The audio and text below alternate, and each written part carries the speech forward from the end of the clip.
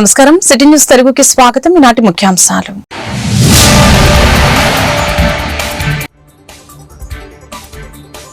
ఆంధ్రప్రదేశ్ ని స్వచ్ఛాంధ్రగా తయారు చేస్తాం, చెత్త ద్వారా సంపదను సృష్టిస్తాం, సీఎం చంద్రబాబు వెల్లడి.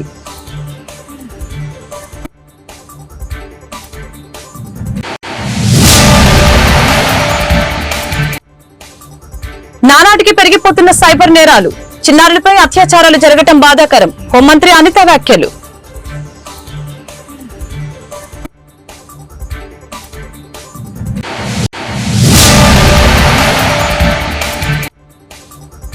కూటమి ప్రభుత్వంలో అన్నదాతలకి అవస్థలు, రైతులు దళారుల్ని దోచుకుంటూ ఉంటే చోద్యం చూస్తున్నారు, మాజీ మంత్రి కాకాని విమర్శలు.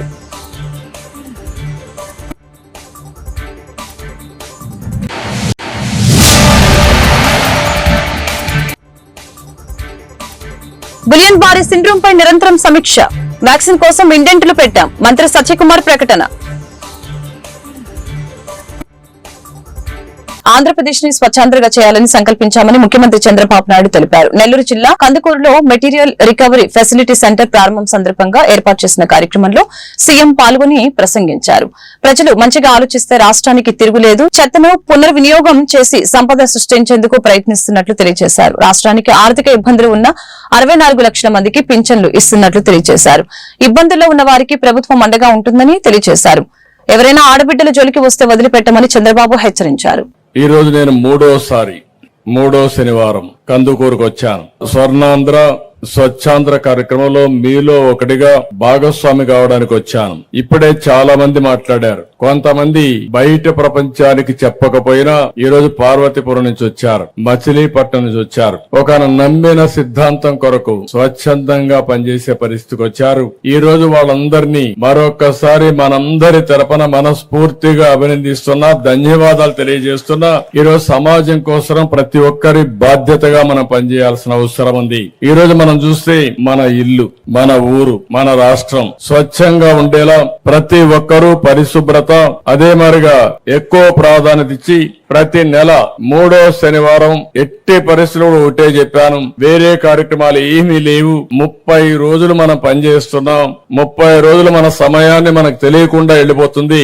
ఒక్కరోజు ఒకే విషయం పైన స్వచ్ఛ ఆంధ్రప్రదేశ్ ని కాపాడుకోవడానికి, ఆంధ్రప్రదేశ్ రాష్ట్రాన్ని స్వచ్ఛ రాష్ట్రంగా స్వచ్ఛ ఆంధ్రప్రదేశ్ గా చేస్తామని మీరందరూ కూడా సంకల్పం చేయడానికి ఈ రోజు పెట్టాం. గవర్నమెంట్ లో అందరినీ కోరాను, పిల్లల్లో అందరినీ కోరాం. అందరం కలిసి ఈ విషయాన్ని ఆలోచించుకోవాల్సిన అవసరం ఉంది. ఒక్కరోజు మన ఊరి కోసం, మన కోసం మనం అంకితం చేయాల్సిన అవసరం ఉంది. ఈ రోజు ఇంత మునుపు మాట్లాడితే కొంతమంది చాలా స్పష్టంగా చెప్పారు. అది చూస్తే నాకు అనిపించింది ఇంకా కొన్ని రోజులు బాగా వెళుతుంది. రాబోయే రోజుల్లో మనందరికి అది ఒక సాంప్రదాయంగా తయారు కావాలని. ముందు ఎక్కడో మార్చక్కర్లేదు, మీ మైండ్ మీరు మార్చుకుంటే ముందు ఆలోచన మైండ్ నుంచే పుడతాయి. స్వచ్ఛమైన ఆలోచన మీ మైండ్ లోని చూస్తే ఇంకా ఈ రాష్ట్రానికి తిరుగులేదు, మీకు తిరుగులేదు, మీ కుటుంబానికి కూడా తిరుగు లేదని మరొకసారి ఆలోచిస్తున్నా. మీరు చూడండి, ఒక చెడు ఆలోచన చేసే వ్యక్తికి చెడు స్నేహం వస్తుంది. అదే మరిగా ఆయన ఎకో సిస్టమ్ కూడా వాళ్లే బిల్డప్ అవుతుంది. ఎస్సీ యువకుడిని కిడ్నాప్ చేసినందుకు వల్లభనేని వంశీ జైలుకెళ్లారని మంత్రి లోకేష్ అన్నారు. ఈ కేసులో అన్ని వాస్తవాలు బయటకు వస్తున్నాయని అన్నారు. చట్టపరంగా అన్ని చర్యలు తీసుకుంటామని తెలిపారు. తప్పు చేసిన వైసీపీ నేతలు, అధికారుల్ని చట్టపరంగా శిక్షిస్తామని యువగలంలో రెడ్ బుక్ చూపించి చెప్పామని తెలియజేశారు. తెలుగుదేశం నాయకుల్ని గత 5 ఏళ్లలో చట్టాలు ఉల్లంఘించి ఇబ్బంది పెట్టిన వారి పట్ల రెడ్ బుక్ అమలవుతుందని తెలిపారు. 2019 నుంచి 24 మధ్య సాగిన అరాచక పాలన ప్రజలందరికీ తెలుసునని తెలియజేశారు. ప్రజా సమస్యలపై పోరాడుతూ ఉంటే అడుగడుగున ఇబ్బందులు పెట్టి చంద్రబాబుని బయటికి రాకుండా ఇంటి గేటుకి తాళ్లు కూడా కట్టారని గుర్తు చేశారు. ప్రెస్ మీట్లు పెట్టి ప్రభుత్వ అక్రమాలని నిలదీస్తే అక్రమ కేసులు పెట్టడం, పార్టీ కార్యాలయాలపై దాడులు చేశారని నారా లోకేష్ దుయ్యబట్టారు. 2019 నుంచి 24 వరకు ఆంధ్ర రాష్ట్రంలో ఎలా పరిపాలన జరిగిందో ప్రజలందరూ తెలిసిన విషయమే. ఆనాడు ప్రతిపక్ష నేత కానివ్వండి, ప్రజాప్రతినిధులు కానివ్వండి, ఇతర పార్టీ నాయకులు మేమందరం కూడా ప్రజల తరపున ప్రజల సమస్యలపైన పోరాడాలని వెళ్ళినప్పుడు అడుగడుగునా మమ్మల్ని ఇబ్బంది పెడతాం జరిగింది. మమ్మల్ని రానిలేదు.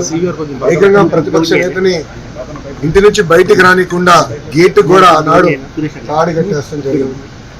మేము ప్రెస్ మీట్ లో గత ప్రభుత్వాన్ని నిలదీస్తే కావాలని మా పైన కేసులు పెడతాం కానివ్వండి, ఏకంగా మా పార్టీ ఆఫీస్ పైన దేవాలయంగా భావించే తెలుగుదేశం పార్టీ కేంద్ర కార్యాలయం పైన దాడి చేశారు, గన్నవరం పార్టీ ఆఫీస్ పైన దాడి చేశారు.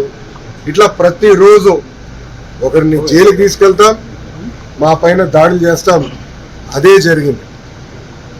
నేను ఆనాడు ప్రజలందరికీ చెప్పాను, దాదాపు 90 బహిరంగ సభల్లో, యువగలం బహిరంగ సభల్లో ప్రజల ముందల ఎర్రబుక్ చూపించి ఏ అధికారులు వైకాపా నాయకులైతే చట్టాన్ని ఉల్లంఘించి ప్రజల్ని, తెలుగుదేశం పార్టీ కార్యకర్తలు ఇబ్బంది పెట్టారో న్యాయపరంగా వాళ్ళపైన చర్యలు తీసుకుంటా వాళ్ళని వదిలిపెట్టనని ఆనాడు హామీ ఇస్తాం జరిగింది. మొన్న కావాలని ఒక దళితుడిని కిడ్నాప్ చేసి కేసు విత్డ్రా చేయించారు ఇక్కడున్న మాజీ శాసనసభ్యుడు. ఆ కిడ్నాప్ కేసు ఈరోజు, ఆ కిడ్నాప్ వల్లనే ఈరోజు ఆయన జైలుకి వెళ్ళే పరిస్థితి. అన్ని వాస్తవాలు బయటికి వస్తాయి, మాకు దాంట్లో ఎలాంటి సందేహం లేదు.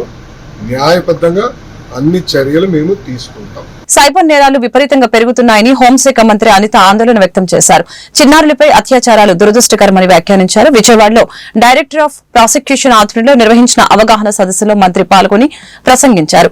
న్యాయ వ్యవస్థలో మహిళలు ఎక్కువగా ఉండటం శుభపరిణామమని తెలిపారు. విపరీతంగా పెరిగిపోవటం ఒక పక్క. విషయం ఏంటంటే దొంగ మనకన్నా షార్ప్ గా పనిచేస్తున్నాడు. ఎంత షార్ప్ గా పనిచేస్తున్నాడంటే మనం ఒక యాంగిల్లోనే ఆలోచిస్తే వాడు 10 యాంగిల్లో మనం ఎటువైపు నుంచి రాగలమని ఆలోచన చేసుకొని ఓవరాల్ గా ఎక్కడో ఒకడ సక్సెస్ అవుతున్నాడు. దీనికి పులి స్టాప్ పెట్టాలంటే కంపల్సరీగా మీలోని అదేవిధంగా మా డిపార్ట్మెంట్ లోని రెండు కూడా డిజిటల్ ఎవిడెన్సెస్ మీద మీకు, అదేవిధంగా డిజిటల్ క్రైమ్ ఏ రకంగా జరుగుతుంది దాని ఇన్వెస్టిగేషన్ మీద పోలీస్ డిపార్ట్మెంట్ కి ఎప్పటికప్పుడు ఈ ట్రైనింగ్ ప్రోగ్రామ్స్ కానీ అవేర్నెస్ ప్రోగ్రామ్స్ అని కానీ ఇవ్వటం అనేది చాలా అవసరం. ఈ రోజు ఈ సైబర్ నేరాలు విపరీతంగా 1,00,000 సీసీటీవీ కెమెరాస్ స్టేట్ మొత్తం కావాలి. ప్రతి ఒక్కరు ఈ రోజు ఇంటి దగ్గర కూడా సీసీ కెమెరాస్ పెట్టుకుంటున్నాం. ఈవెన్ హాస్పిటల్స్ లో పెట్టుకుంటున్నాం, రైల్వే స్టేషన్స్ లో పెట్టుకుంటున్నాం, స్కూల్స్ లో పెట్టుకోవాలి. అంటే పరిస్థితి ఎలా అయిపోయిందంటే మన మీద మనమే ఒక రకంగా చెప్పాలంటే ఒక నిఘా ఏర్పాటు చేసుకోవాలి. అది ఈరోజు మన ఇంట్లో ఏసీ, టీవీ, ఫ్రిడ్జ్ ఎంత అవసరం, ఈ రోజు మన ఇంటికి సీసీటీవీ కెమెరాస్ కూడా అంతే అవసరం అయిపోయింది. అది మెయిన్ ఎవిడెన్స్. అది మన ఇంటికి ఎవరైనా అటాక్ వచ్చినా, ఎవరైనా దొంగతనానికి వచ్చినా, ఎవరైనా మన మీద దాడికి వచ్చినా, ఏం చేసినా, రేపొద్దున వీధిలో ఏమైనా జరిగినా. రాష్ట్రంలో గులియన్ బారి సిండ్రోమ్ పై నిరంతరం సమీక్షిస్తూ ఉన్నామని వైద్యారోగ్య శాఖ మంత్రి సత్యకుమార్ తెలియజేశారు. అనంతపురంలో ఆయన మీడియాతో మాట్లాడారు. జీబీఎస్ పై ఆందోళన వద్దని వ్యాక్సిన్ల కోసం ఇండెంట్ పెట్టినట్లు తెలియజేశారు. బర్డ్ ఫ్లూ మనుషులకి సోకిందనేది కేవలం వదంతులేనని అన్నారు. ఇక కూటమి నేతల మధ్య ఎలాంటి అంతరాలు లేవని ఈ సందర్భంగా ఆయన స్పష్టం చేశారు. గులియన్ బారి సిండ్రోమ్ మామూలుగా ఉంటుంది.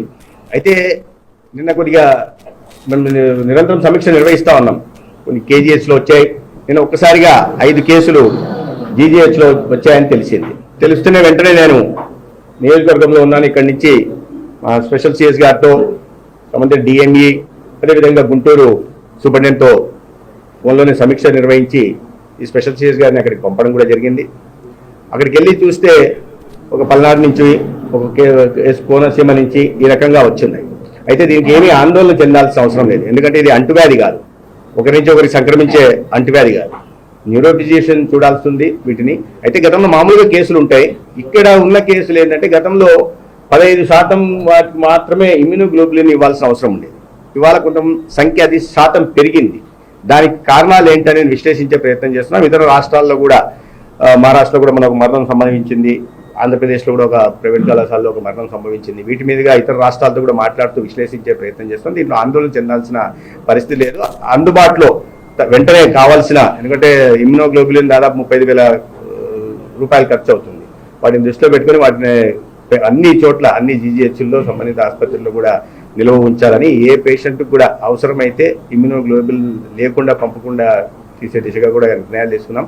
ఇది ఆందోళన చెందాల్సింది లేదు. ఎందుకంటున్నా అంటే ప్రపంచవ్యాప్తంగా ఈ కూటమి సర్కార్ పాలనలో రైతులు అనేక ఇబ్బందులు ఎదుర్కొంటున్నారని మాజీ మంత్రి కాకాని గోవర్ధన్ రెడ్డి ఆరోపించారు.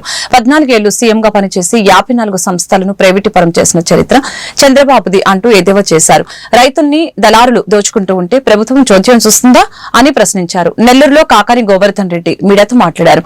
అన్నదాతలపై చంద్రబాబు కక్ష పెంచుకున్నారు. వైఎస్ జగన్ తీసుకువచ్చిన రైతు భరోసా కేంద్రాలని నిర్వీర్యం చేశారు. విత్తనాలు, ఎరువులు దొరక్క రైతులు ఇబ్బందులు పడుతున్నారు. గత ప్రభుత్వంలో ఎకరాకి 1,00,000 రూపాయలు అదనంగా వస్తే ఇప్పుడు ఎకరాకి 40,000 దాకా రైతులు నష్టపోతున్నారని తెలిపారు. ధాన్యం కొనుగోలు కేంద్రాల ఏర్పాటు మాటల్లో తప్ప చేతల్లో లేదని చెప్పారు.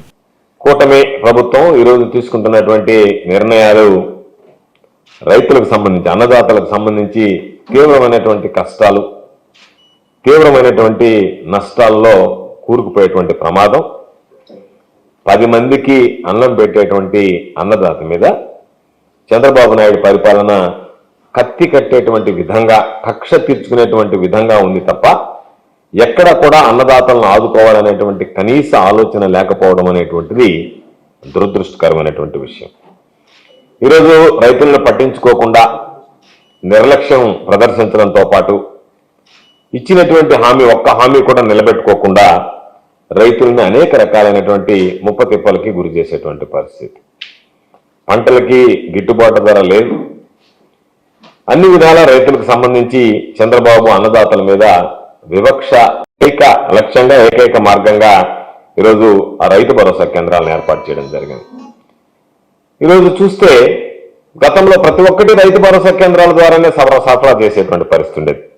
ఈరోజు వాటిని నిర్వీర్యం చేస్తూ విత్తనాలకి ఎతలు పడుతున్నారు, పురుగు మందులు కావాలన్నా, ఎరువులు కావాలన్నా అనేక రకాలైనటువంటి ఇబ్బందులు పడుతున్నారు. ఆర్బీకేకి సంబంధించినటువంటి వ్యవస్థ ఆగిపోవడంతో పూర్తిగా ఈరోజు దానికి సంబంధించి రైతులకి అగచాట్లు తప్పేటువంటి పరిస్థితి లేదు. రాష్ట్ర ప్రభుత్వం కూడా ఈరోజు దాని మీద వివరణ ఇవ్వడం జరిగింది. మేము ఈరోజు దానికి సంబంధించి రేషనలైజ్ చేస్తున్నాం కాబట్టి రైతు భరోసా కేంద్రాలను క్లబ్ చేస్తున్నాం, క్లస్టర్ వైజ్ వాటిని అరేంజ్ చేస్తున్నాం అని చెప్పి దాని ఉద్దేశం చెప్పకనే చెప్తున్నది రైతు భరోసా కేంద్రాలను ఎత్తేస్తున్నాం, నిర్వీర్యం చేస్తున్నాం అనేటువంటిది. ఈరోజు ఒక్కసారి చూస్తే రైతులకు సంబంధించి ఈరోజు చంద్రబాబు ప్రభుత్వం వచ్చిన తర్వాత గిట్టుబాటు ధర ఇవ్వలేకపోయింది. గతంలో రైతు భరోసా కేంద్రాల ద్వారానే కొనుగోలు చేసేటువంటి పరిస్థితి ఉండేది. సులభతరంగా ఆ రోజు రైతులకు సంబంధించి ఈ ధాన్యాన్ని కానీ ఉన్నటువంటి పంటలు కానీ సేకరించేటువంటి ప్రక్రియ ఉండేది. ఈరోజు ఉదాహరణకి నెల్లూరు జిల్లాకు సంబంధించి లేట్ ఖరీఫ్ ఈ సీజన్లో ఇప్పుడిప్పుడే ధాన్యానికి సంబంధించినటువంటి కోతలు ప్రారంభమయ్యాయి. 2-3 రోజులుగా కోతలు ప్రారంభమయ్యాయి. బహుశా రాబోయేటువంటి రోజుల్లో అవి కాస్త ఉధృతంగా వెళ్లేటువంటి పరిస్థితి ఏర్పడుతుంది. Vijayawada Mogalrajapuram PB Siddhartha science and arts కాలేజీలో సెంటిల్లా 6.0 ప్రోగ్రామ్ ని ప్రారంభించిన PB Siddhartha science and arts college physics department. ఈ సందర్భంగా PB Siddhartha physics HOD Srinivasa Krishna, Gudivada ANR college 3rd BSc students K Nandesh, Geetha Nagasri, Vijayawada PB Siddhartha BSc student Deepika మిడతో మాట్లాడారు. కార్యక్రమంలో సుమారు 600 మందికి పైగా విద్యార్థులు హాజరయ్యారు.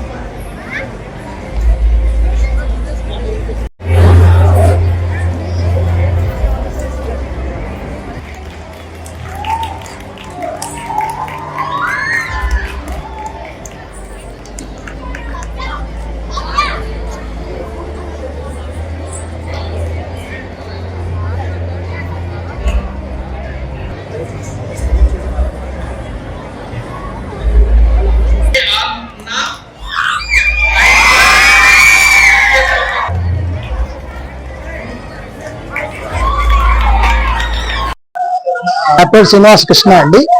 ఫిజిక్స్ హెచ్ఓడిగా చేస్తున్నాను పిబి సిద్ధార్థ కాలేజీలో. ఈ సింప్లా ఈవెంట్ అనేది 2018 నుంచి మేము రన్ చేస్తున్నాము. ఇది 6సారి కండక్ట్ చేయడం జరుగుతుంది. 2018లో కండక్ట్ చేసినప్పుడు 50 మంది పిల్లలతో పార్టిసిపేషన్ తో స్టార్ట్ అయింది. ఈ రోజు 480 నుంచి 520 మంది వరకు పార్టిసిపేట్ చేయడం జరిగింది. దీంట్లో గుంటూరు, కృష్ణా, ఎన్టీఆర్ జిల్లాల నుంచి స్కూల్స్ మరియు కాలేజీల నుంచి పార్టిసిపేట్ చేయడం జరిగింది. కాలేజీల నుంచి 180 మంది, అలాగే స్కూల్స్ నుంచి 300 మంది పార్టిసిపేట్ చేయడం జరిగింది. ఇందులో రెప్లికా అని, అలాగే ట్రెజర్ హంట్ అని, అలాగే క్విజ్ అని, ఇలా వేరియస్ సైంటిఫిక్ ఈవెంట్స్ అనేది కండక్ట్ చేయడం జరిగింది. దీని యొక్క మెయిన్ ఉద్దేశం ఏంటి అని చెప్పంటే, పిల్లల్లో సైన్స్ యొక్క ఎంతూజం పెంచడం. ఇది student association of physics of PB Siddhartha college వాళ్ళు ఆర్గనైజ్ చేస్తున్నారు. సో దీనివల్ల విద్యార్థుల్లో మనకు నేతృత్వం అంటే ఎలా లీడర్షిప్ చేయాలి, ఎలా టీం వర్క్ చేయాలి, ఇలాంటివన్నీ డెవలప్ అవుతాయని చెప్పని ఇది పిల్లల చేత జరుగుతున్న సింటిలా ఈవెంట్ ఆరోదండి.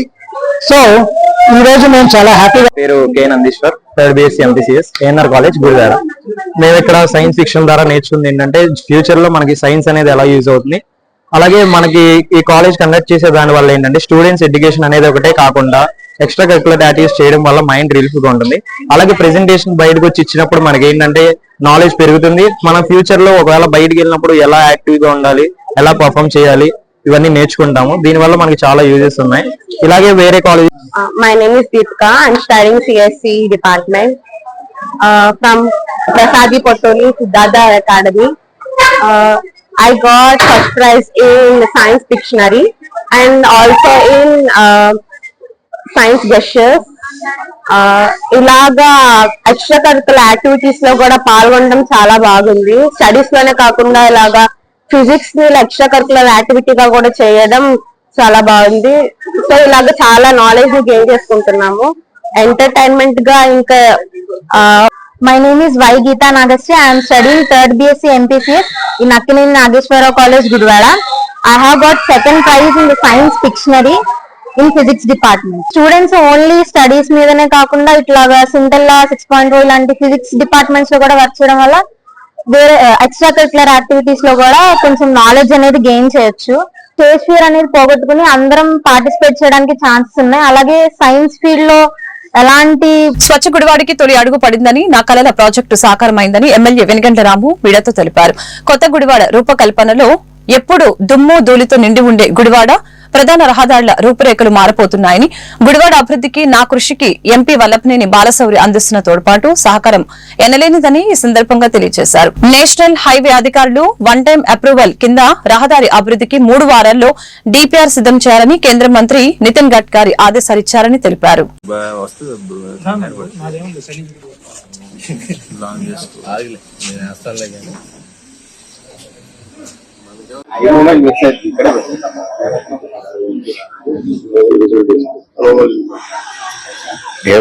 ఈరోజు నా కళ గుడివాడ గురించి నెరవేరే రోజు దగ్గర పడిందని చెప్పడానికి మిమ్మల్ని అందరినీ ఒకసారి కలవాలనిపించింది. Thank you very much. ముందుగా పాత్రికేయ మిత్రులందరికీ థ్యాంక్ యూ ఫర్ కమింగ్. ఇప్పుడు కొత్తగా ఒక ప్రపోజల్ వచ్చింది. అంటే 216 మనకి గ్రీన్ ఫీల్డ్ హైవే చేస్తున్నారు. సో గుడివాడ నుంచి పక్క నుంచి వెళ్ళిపోతుంది ఢిల్లీకి. మీకు అందరికీ తెలిసిన విషయం, పొద్దాక 4 సార్లు పైన వెళ్ళాం. బేసికల్ మన ఎంపీ గారు కూడా చాలా ప్రయత్నం చేశారు ఈ 216 దీనికి పరిష్కారం కనుగొనాలని చెప్పేసి. ఆర్ఓ గారిని కలిసాము, ఇక్కడ నేషనల్ హైవేస్ రీజనల్ ఆఫీసర్స్ కలిసాము, రకరకాల ప్రయత్నాలు చేసుకుంటూ వచ్చాం. ఎంపీ గారు కూడా తోడ్పాటు పూర్తిగా అందించారు. దీని మీద 2 రోజుల క్రితం గడ్కరీ గారి అపాయింట్మెంట్ దొరికిన దానికి నేను వెళ్ళలేకపోయాను. కానీ ఆయన వెళ్ళి గడ్కరీ గారితో ఈ ప్రాజెక్టు కన్ఫర్మేషన్ చేయించుకొచ్చారు. యాక్చువల్లీ మంచి అంటే దాంట్లో మనకి తేడా అంత కీ పాయింట్ ఇప్పుడు ఎడ్యుకేటెడ్ పీపుల్ ఉండబట్టే మన ఇది చేయగలిగారు. ఎందుకంటే ఎంపీ గారు కూడా చాలా అర్థం చేసుకుని చేయగలిగారు. 216 అనేది ఇప్పుడు ప్రస్తుతానికి చేయకూడదు ప్రాజెక్ట్. ఎందుకంటే కొత్త ప్రాజెక్ట్ వచ్చేస్తుంది, వాళ్ళకి ఏం సంబంధం లేకుండా అయిపోద్ది ఇది. కానీ ప్రస్తుతానికి దీంట్లోనే ఉంది కాబట్టి ఆయన రిక్వెస్ట్ చేసి మరి ప్రత్యేకంగా దీన్ని 1 టైం అప్రూవల్ కింద తీసుకుని వచ్చాం. మనకి ఒక 3-4 వారాల్లో డిపిఆర్ ప్రిపేర్ అయిపోతుంది. గడ్కరీ గారు స్వయంగా ఆయన చేతితో రాసి బేసికల్లీ 1 టైం అప్రూవల్ కింద ఇది శాంక్షన్ చేస్తున్నాం, ఈ డిపిఆర్ ని మీరు వెంటనే చేయండి అని. మనకి 2-3 నెలల్లోనే టెండర్స్ కూడా పిలిచి మెయిన్ రోడ్ ని వేపిస్తానికి దీనికి పూర్తిగా సహకారం అందించిన మన ఎంపీ గారికి ప్రత్యేకమైన థ్యాంక్స్. ఆయన చాలా కష్టపడ్డారు. నిజంగా ఆయన కాబట్టి చేయగలిగారు. దాంట్లో వాస్తవం ఉంది, ఆయన గట్టిగా నేను ఒప్పుకున్నాను. ఇంకోళ్ళు అయితే కనుక చాలా కష్టమయ్యేది. ఎందుకంటే ఇలాంటి ఎక్సెప్షన్స్ తెచ్చేసి కానీ ఇలాంటి ఎక్సెప్షన్స్ ఉంటాయని కానీ మామూలు సామాన్యులు ఎవరికి తెలిసే ప్రసక్తి లేదు. ఎంపీ గారు మాత్రం చాలా కష్టపడి దీంట్లోంచి మ్యాగ్ గా తీసుకుని వచ్చారు. ఇది ఆయనకి థ్యాంక్స్ చెబుతున్నాం. మనకి ఇప్పుడు మనం చేసుకోవాల్సింది ఏంటంటే, నా ఆశ ఇప్పుడు డిపిఆర్ ప్రిపేర్ చేసేటప్పుడు మొత్తం ఎండ్ టు ఎండ్ రోడ్డు వేయించి దుమ్ము లేకుండా, ఓకే, వాళ్ళకి పార్కింగ్ ప్లేసెస్ పెట్టుకుని, అలాగే హ్యాకర్స్ ప్లేసెస్ పెట్టుకుని, డివైడర్ ని శుభ్రంగా చేయించుకుని, డ్రైనేజ్ కూడా సిస్టమ్ మొత్తాన్ని కూడా పూర్తిగా వేసుకుని, గుడివాడ న్యూ లుక్ రాబోతుంది. ఆ న్యూ లుక్ కోసం నేను కూడా వీళ్ళందరితో వర్క్ చేసి ప్రతి త్వరలో తీసుకొస్తాను. చాలా సంతోషంగా ఉంది నాకు. అందుకే అందరినీ ప్రత్యేకంగా పిలిచి మరీ మాట్లాడుతున్నాను. ఈ నెలలో జరగనున్న పట్టభద్రుల ఎమ్మెల్సీ ఎన్నికల నిమిత్తం మచిలీపట్నం పార్లమెంటు సమన్వయకర్తగా వ్యవహరిస్తున్న పార్టీ ఇన్ఛార్జి బండి రామకృష్ణ గుడివాడ జనసేన పార్టీ కార్యాలయానికి విచ్చేశారు. ఈ సందర్భంగా మీడియాతో ఆయన మాట్లాడారు. ఈ నెల 27వ తారీఖున జరగనున్న పట్టభద్రుల ఎమ్మెల్సీ ఎన్నికలలో పోటీ చేయుచున్న కూటమి అభ్యర్థి ఆలపాటి రాజేంద్ర ప్రసాద్ ని గెలిపించడానికి మన జనసేన పార్టీ తరపున పూర్తి సహాయ సహకారాలతో కలిసికట్టుగా ఆలపాటి రాజ విజయానికి కృషి చేయాలని ఈ సందర్భంగా విజ్ఞప్తి చేశారు.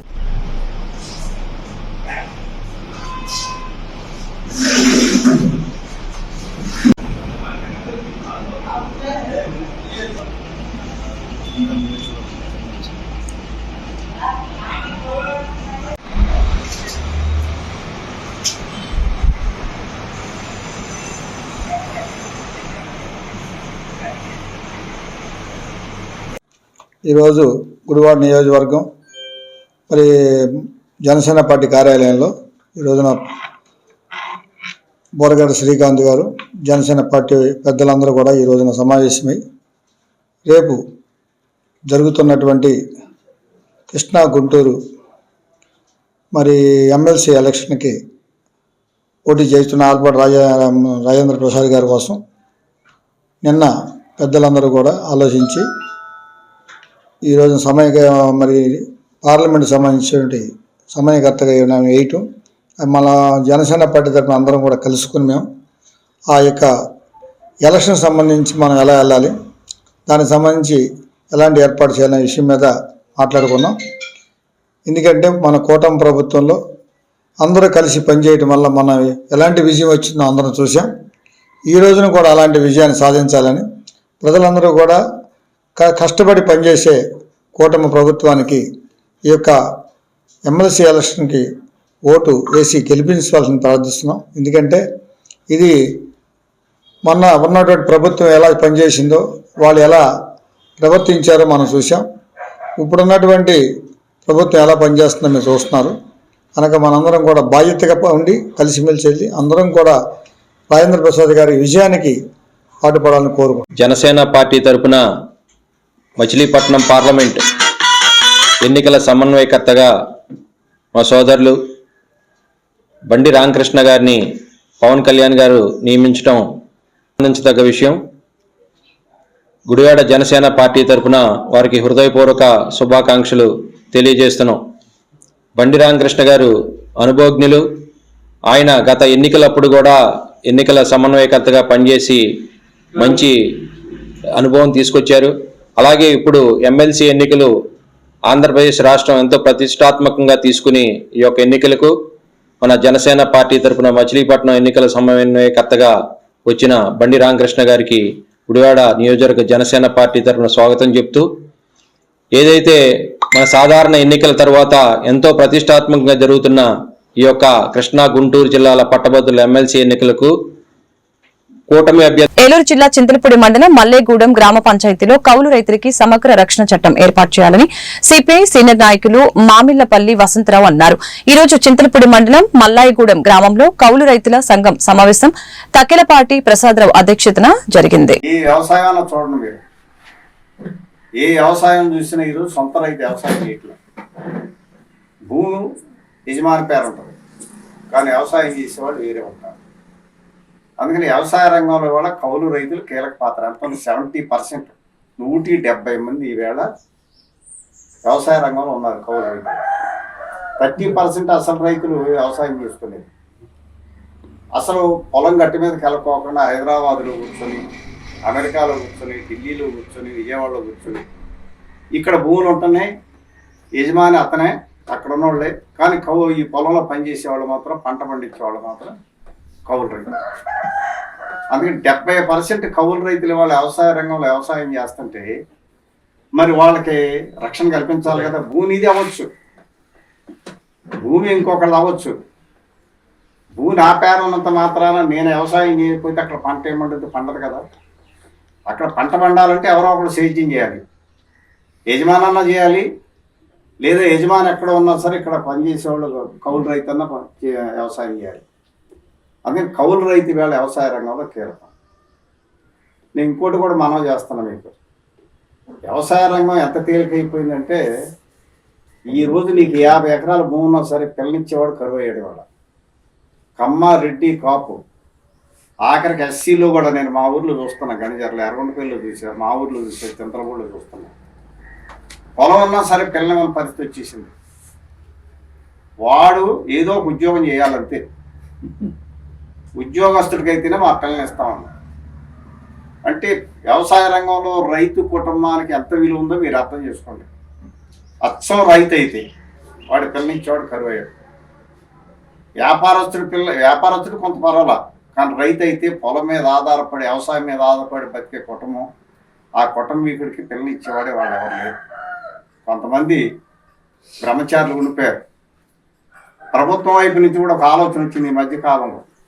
వాళ్ళ ప్రభుత్వమే వ్యవసాయంలో ఉండి పెళ్లి చేసుకున్న పిల్లవాళ్ళకి పెళ్లి సంబంధాలు కుదిరిస్తే బాగుంటుందని ఒక ఆలోచన చెప్పారు. కానీ ప్రభుత్వం గ్యారంటీ ఇవ్వాలి. అంటే వ్యవసాయ రంగం అంటే ఎంత చిన్న చూపు వచ్చిందో ఒకసారి మీరు అర్థం చేసుకోండి. దీని కారణాలు ఏంటనే దాని మీద వ్యవసాయ రంగాన్ని అధ్యయనం చేసిన వాళ్ళు చాలామంది చెప్తున్నారు. వ్యవసాయ రంగం మీద ఆదాయం రాకపోవటం, అది గొర్రెతో బెత్తిడు అన్నట్టుగా బతుకు తిరుగు వరకే వచ్చేది వస్తూ ఉంటుంది, బతకటానికి సరిపోతుంది అంతే. అభివృద్ధి ఉండదు. ఇక వీడు మళ్ళీ సొంత భూమి 6 ఎకరం భూమి కూడా కొనలేడు. అలాంటి పరిస్థితి వ్యవసాయ రంగాన్ని. కానీ వ్యవసాయ రంగాన్ని ఎలాంటి పరిస్థితి అంటే కుటుంబాల పరంగా చూస్తే ఇది, కానీ దేశ ఆదాయంలో చూస్తే మాత్రం వ్యవసాయ రంగం మీద వచ్చే ఆదాయం నిలకడ. ఇటీవల తిరుపతి వైకుంఠ ద్వార దర్శన టికెట్ల క్యూ లైన్ తొక్కిసలాట్లో పాలకొల్లు మండలం శివదేవుని చిక్కల గ్రామానికి చెందిన నెక్కంటి ధనబాబు తీవ్రంగా గాయపడగా అతని కుటుంబ సభ్యులు అక్కడ ఆసుపత్రిలో చేర్పించి వైద్యం చేయించారు.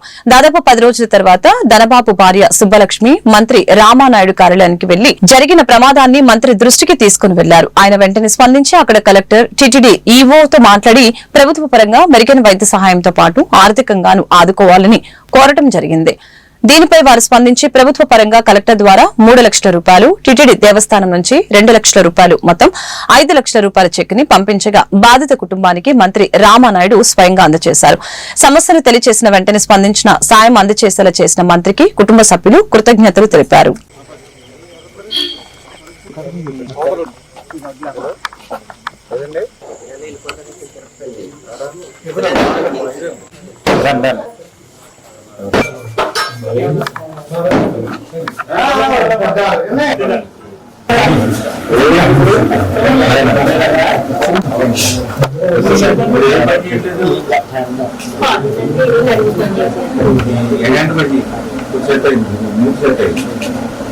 అంటే ఏమన్నా అప్పుడు మీద ఇంప్రూవ్ అవుతుందా, అలా ఉందా?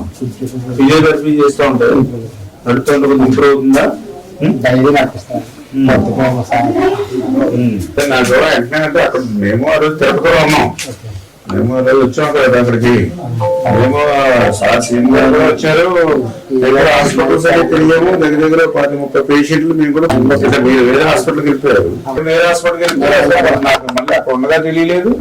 మళ్ళీ ఇక్కడికి వచ్చిన తర్వాత 1 రోజుల తర్వాత చెప్పారు చేసి, మళ్ళీ ఆయన చెప్తే 5 లక్షల రూపాయలని అన్నారు. మన చాలా మీరు బిల్స్ ఉన్నాయి కదా, ఆ బిల్స్ కూడా అన్ని ఎంతవరకు ఖర్చు పెట్టారో అంతా మనం ఇప్పించేస్తాం.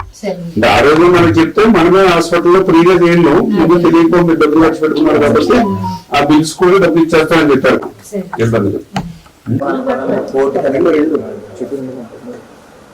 మన శివదేవుని చిక్కాల నెక్కంటి ధనబాబు గారు ఆ రోజు కుటుంబంతో వైకుంఠ ఏకాదశి రోజున వెంకటేశ్వర స్వామి దర్శనం కోసం చెప్పి తిరుపతి వెళ్ళినప్పుడు ఆ తొక్కిస్లాట్ లో మరి ఆ రోజే ఈయన తీవ్రంగా గాయపడినటువంటి ఇన్సిడెంట్ ఏదైతే జరిగిందో మరి వెంటనే మేము కూడా ఆ రోజు ఎవరైతే చంద్రబాబు నాయుడు గారు ఎవరికైతే మినిస్టర్స్ బాధ్యత చెప్పి ఎవరైతే తొక్కిస్లాట్ లో గాయపడిన వాళ్ళు ఉంటారో వాళ్ళకి మెరుగైన వైద్యం అందించమని చెప్పడంతో నేను కూడా ఆయనతో పాటు ఉన్నప్పుడు కూడా ఆ రోజు ఈయన వేరే ఎక్కడో హాస్పిటల్లో ఉండడం, ఈయన అసలు గాయపడిన సంగతి కూడా వాళ్ళు ఎవరో కూడా మనకు తెలియజేయకపోవడంతో ఈ విషయం మన దృష్టికి రాలా. ఎప్పుడు అయిపోయిన 10 రోజులకి వాళ్ళ భార్య అదేవిధంగా కుటుంబ సభ్యులు నా ఆఫీస్ కాడికి వచ్చి ఇట్లా ఆ తొక్కిస్లాట్లో ఈ ధనబాబు గారు కూడా గాయపడ్డారు, ఆసుపత్రిలో ఉన్నారని 10 రోజుల తర్వాత చెప్తే నేను వెంటనే కలెక్టర్ గారితో మాట్లాడి మళ్ళీ డిపార్ట్మెంట్ కూడా ఒకసారి అక్కడికి వెళ్ళి పంపించి వెరిఫై చేసుకుని మరి వాళ్ళకి కావాల్సిన వైద్యం ఏదైతే ఉందో దాన్ని పూర్తిగా అందిస్తామని హామీ ఇచ్చి ఏదైతే గాయపడిన వాళ్ళకి 2 లక్షల రూపాయలు ఆ రోజు టీటీడీ తరఫున కలెక్టర్ గారు వాళ్ళకి మంజూరు చేసిస్తే మళ్ళీ నేను లేదు ఆయన సివియర్ కాబట్టి అని చెప్తే మళ్ళీ కలెక్టర్ గారు కూడా ఇమీడియట్లీ మళ్ళీ గవర్నమెంట్ నుంచి మళ్ళీ ఇంకొక 3 లక్షల రూపాయలు ఆయన పవన్ మొక్క ఇచ్చి ఆయన కూడా సాయం ఉండి ఈ రకంగా 5 లక్షలు. వార్త ముగించే ముందు ముఖ్యాంశాలు మరొకసారి.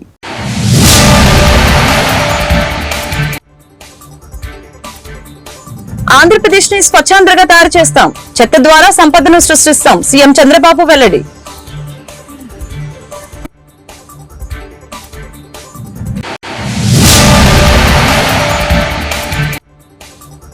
నానాటికి పెరిగిపోతున్న సైబర్ నేరాలు, చిన్నారులపై అత్యాచారాలు జరగటం బాధాకరం, హోంమంత్రి అనిత వ్యాఖ్యలు.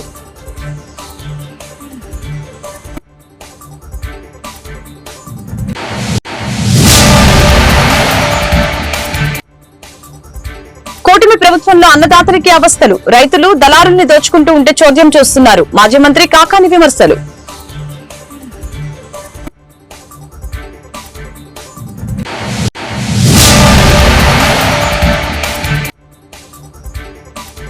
బులియన్ బారీ సిండ్రోమ్ పై నిరంతరం సమీక్ష, వ్యాక్సిన్ కోసం ఇండెంట్లు పెట్టాం, మంత్రి సత్యకుమార్ ప్రకటన. ఈ వార్తలు ఇంతటితో సమాప్తం. మరొక బులెటిన్ మళ్ళీ కలుద్దాం. నమస్కారం.